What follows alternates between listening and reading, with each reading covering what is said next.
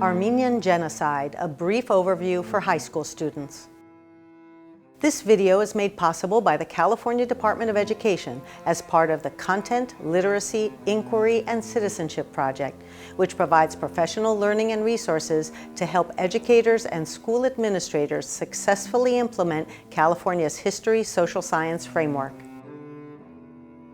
This video was developed in partnership with the Sacramento County Office of Education and the Genocide Education Project. Please be aware that this video deals with a sensitive topic. Accounts of violence against groups and individuals will be discussed and graphic images will be included. The intended audience for this video is high school students and their educators.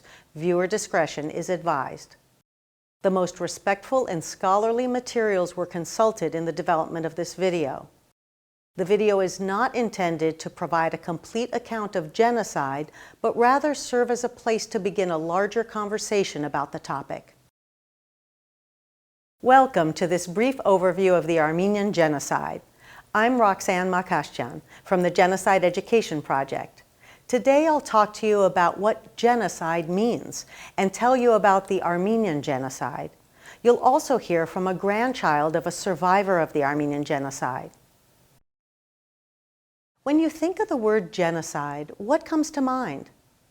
Often people think of the Holocaust in World War II.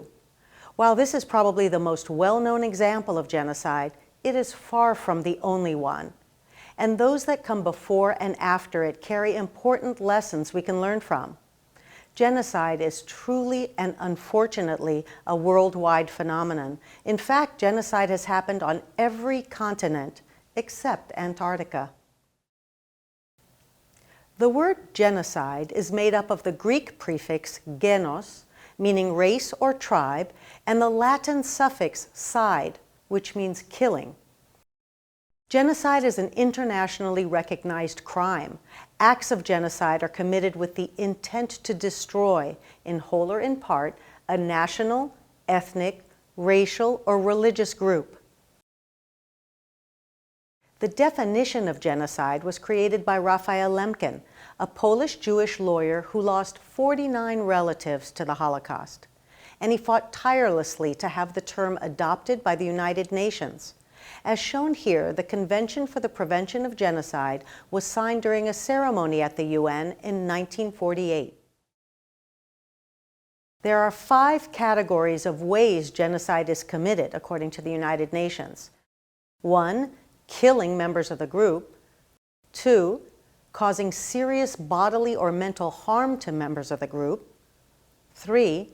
Deliberately inflicting on the group conditions of life calculated to bring about its physical destruction, in whole or in part. 4. Imposing measures intended to prevent births within the group. And 5. Forcibly transferring children of the group to another group. To sum up, if there is intent to destroy a specific group of people using any of these ways listed, then a genocide has been committed. It's important to study the history of a region in order to fully understand complex events like genocide. The process towards genocide begins when a group in a society is targeted for being different and stripped of their equal rights.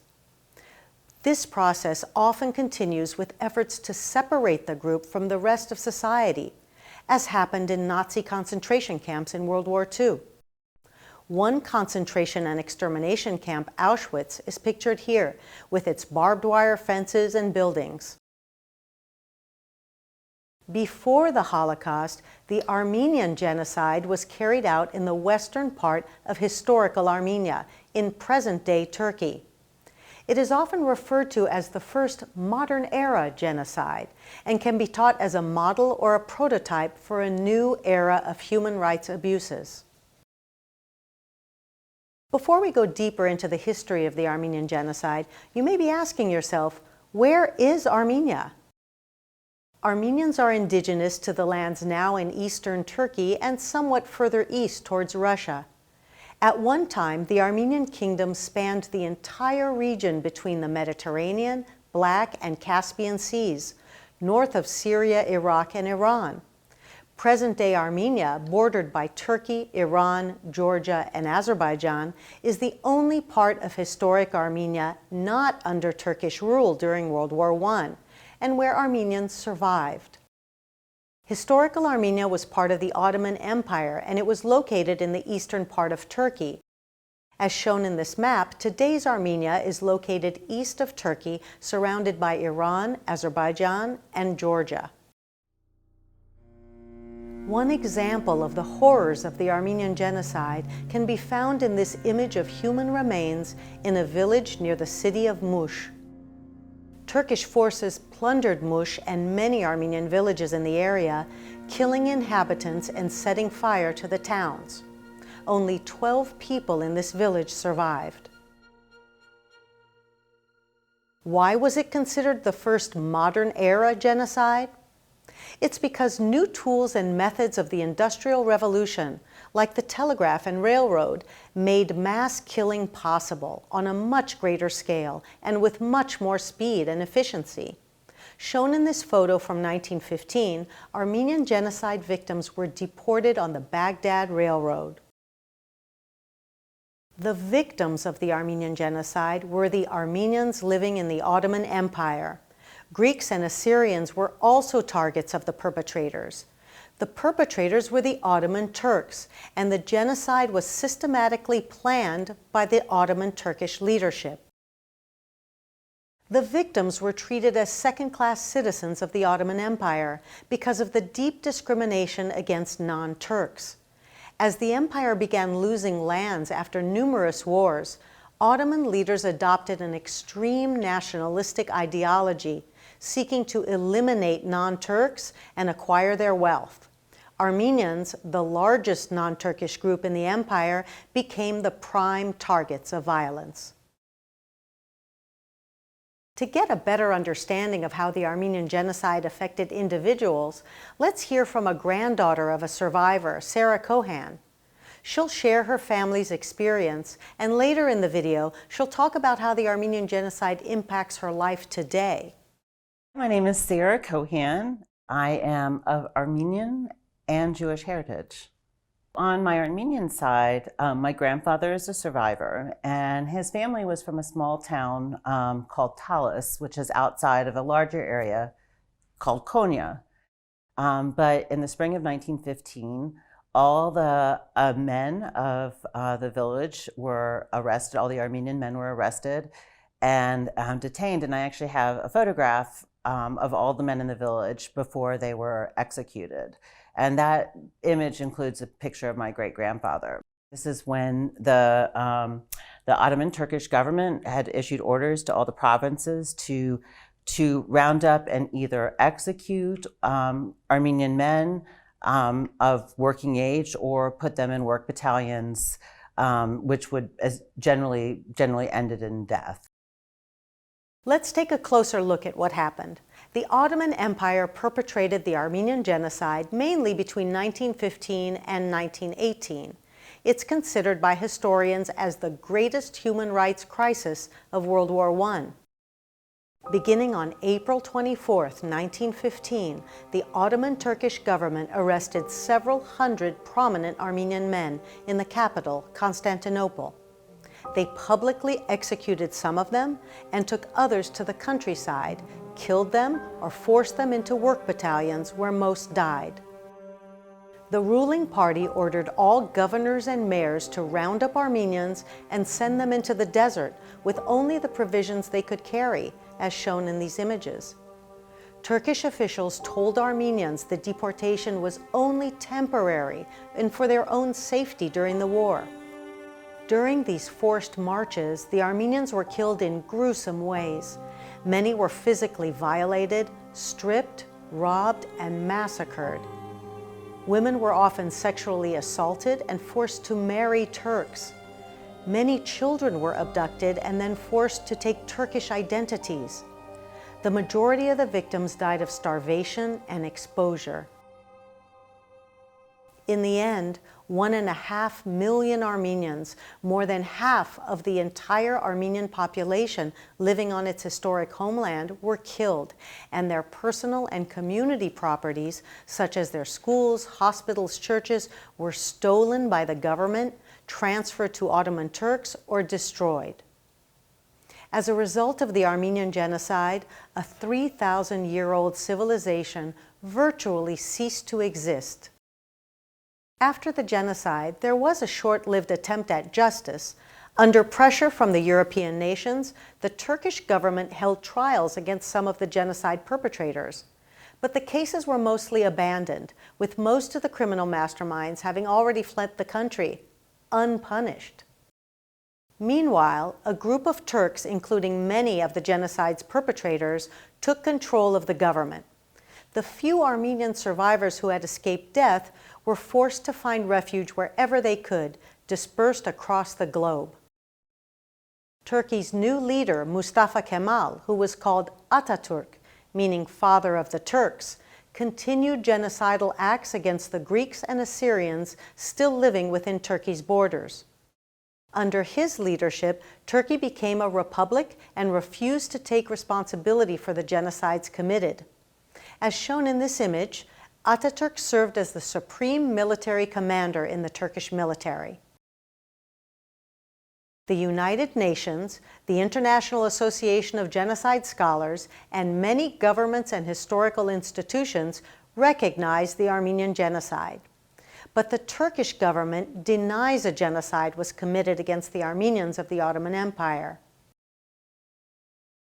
During that same time frame, Armenians who were still alive persevered. In 1918, Armenians living in the small piece of their homeland that was just outside Turkish control but under Russian control declared independence. As shown in this image, volunteer Armenian soldiers defended the Armenian border from Turkish plans to further annihilate Armenians and take over that region. But that independence only lasted 2 years. The small Armenian Republic was overtaken by the newly established Soviet Union. But in 1990, as the Soviet Union declined, Armenia again declared its independence. The Turks have conducted a massive campaign to prevent the world from knowing about the genocide and to discredit scholarly and political efforts to address it. In recent decades, those who have written or taught about this genocide have been intimidated, imprisoned, and even assassinated. Pictured is Hrant Dink, an editor of an Armenian newspaper in Turkey. After publishing articles on Armenian issues, he was considered an enemy of the state and assassinated in 2007. Even today, Armenians are still targets of hate and are under threat of genocidal actions. Because of that constant threat, Armenians are doing everything they can to ensure that their country, culture, and history survive. Shown here, Armenian Americans protest Turkey's denial of the Armenian genocide during the commemoration of the 100th anniversary in 2015. Let's return to Sarah to hear about how the Armenian genocide and its denial impacts her life today. Pictured here are the remaining members of Sarah's family in 1919. You would think that as a third-generation survivor, which is what I'm considered as a grandchild, that there would be little impact on my life regarding the denial or an event that happened 106 years ago. For most of my life, actually going to the village that my family is from has been impossible, literally impossible. Someone of Armenian descent, for again most of my adult life, was that we were not allowed to go into Turkey, and eventually that changed, but it was still a really difficult task if you had published in the field, and so it keeps me away from having a deeper understanding of where my family is from. To be 106 years later and still not allowed back to see this land is really, takes a tremendous impact.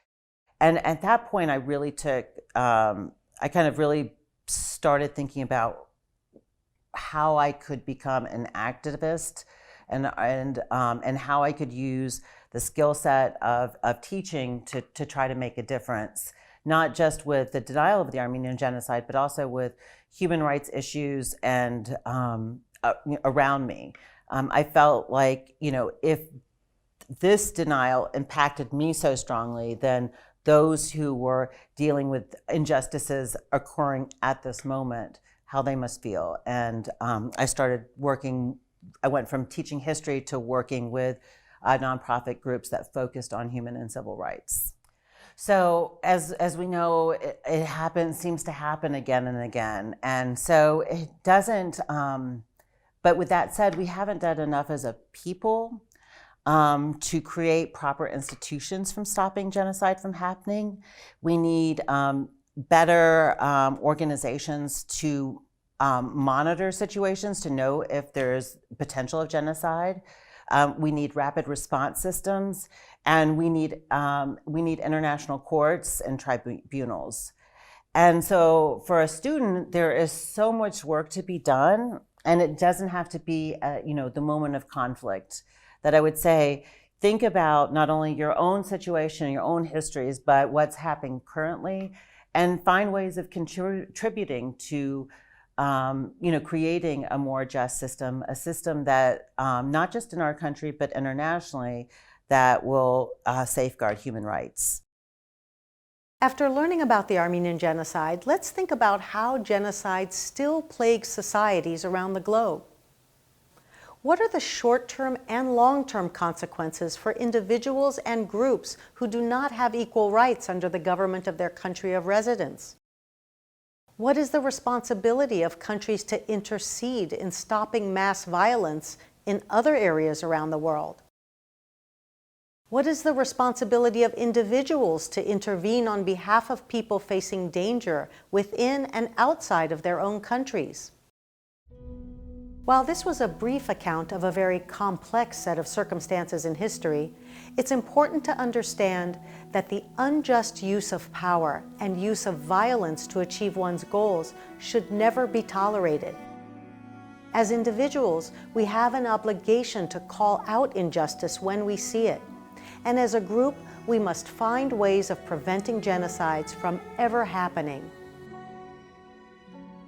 On behalf of the Genocide Education Project, we were happy to contribute our expertise to the development of this important video. The citations for the images used in this video can be found on the California History Social Science website, located at californiahss.org. There you can also find more resources on this and other genocides around the world. Technical production of this video was performed by the Sacramento County Office of Education's Internet and Media Services Department.